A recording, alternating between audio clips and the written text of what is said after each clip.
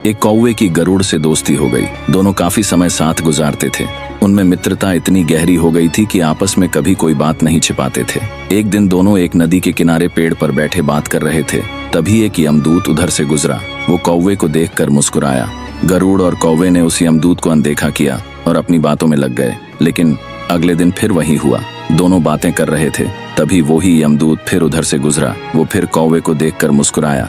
इस बार कौवे को कुछ शंका हुई। उसने गरुड़ से कहा कि ये यमदूत मुझे देखकर कल भी मुस्कुराया था और आज भी वैसे ही मुस्कुराया।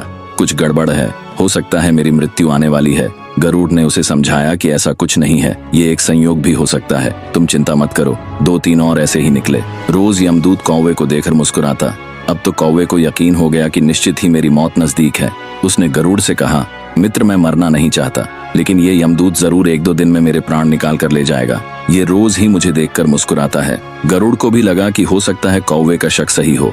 उसने कौवे को धैर्य बंधाया। गरुड़ ने कौवे से कहा, तुम चिंता मत करो मित्र, मैं तुम्हें यहाँ से इतनी दूर ले जाऊंगा कि ये यमदूत तुम्हें दिखाई ही ना दे।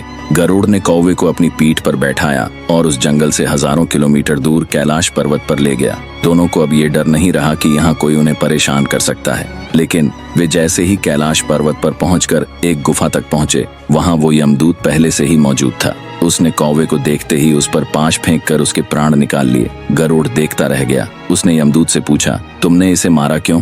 यमदूत ने कहा कि इसकी मौत इसी समय लिखी थी, इसलिए इसके प्राण निकाल लिए। गरुड़ ने फिर पूछा, तो फिर तुम इसे देखकर उस जंगल में मुस्कुराते क्यों थे?